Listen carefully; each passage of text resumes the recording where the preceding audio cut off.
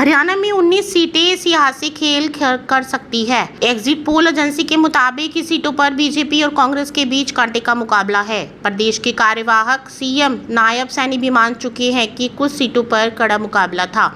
उनका कहना है कि ये सीटें हम जीत जाएंगे। हरियाणा की 90 सीटों पर 5 अक्टूबर को वोटिंग हुई थी। वोटों की गिनती 8 अक्टूबर को होगी। उससे पहले एग्जिट पोल्स जारी किए गए।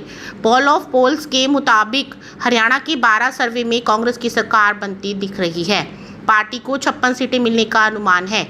भाजपा बहुमत से काफी दूर 27 सीटों पर सिमट सकती है। प्रदेश में इस बार 67.90% वोटिंग हुई है, जो पिछले चुनाव से 0.02% कम है। सी वोटर के एग्जिट पोल के मुताबिक हरियाणा की 19 सीटों पर पेच फंसा है। इन सीटों पर जीत का मार्जिन काफी कम दिख रहा है।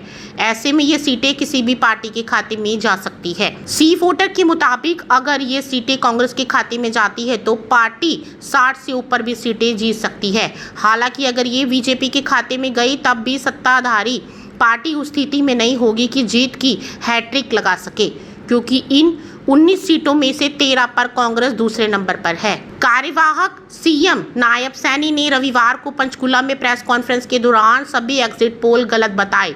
उन्होंने कहा कि इस बार भी हरियाणा में बीजेपी पूर्ण बहुमत की सरकार बनाने जा रही है। हालांकि इस दौरान उन्होंने माना कि बीजेपी का कुछ सीटों पर कड़ा मुकाबला जरूर था, लेकिन इन सब के बाद भी सरकार भाजपा की ही बनेगी।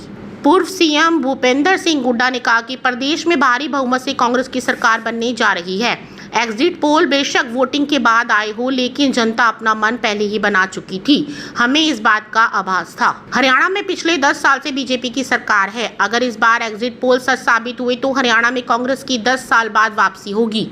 एग्जिट पोल के मुताबिक हरियाणा में बीजेपी को एंट्री इनकम्बेंसी का नुकसान उठाना पड़ा है। इसी वजह से इस बार बीजेपी को राज्य में हार का मुंह देखना पड़ सकता है। वर्ष 2000 से वर्ष 2019 तक हरियाणा में हुए 5 विधानसभा चुनाव के पोलिंग प्रतिशत से जुड़े आंकड़ों पर नजर डालें तो एक ट्रेंड नजर आता है। इन 24 वर्षों में 2 मरतबा ऐसा हुआ जब वोटिंग प्रतिशत गिरा या फिर उसमें 1% की मामूली बढ़ोतरी हुई, और दोनों ही बार राज्य में त्रिशूल विधानसभा की स्थिति बनी। उसका फायदा उस समय सत्ता में ही रही पार्टी को मिला। इस बार वोटर खासकर जाट कम्युनिटी बीजेपी के खिलाफ खुलकर बोलती नजर आई। दलित आबादी का बड़ा हिस्सा भी भाजपा से नाराज था। इसके बावजूद वोटिंग प्रतिशत नहीं बढ़ा। इससे लग रहा है कि विपक्ष में बैठी कांग्रेस के रणनीतिकार कहीं ना कहीं इस गुस्से को वोट में कन्वर्ट करने में चूक गए।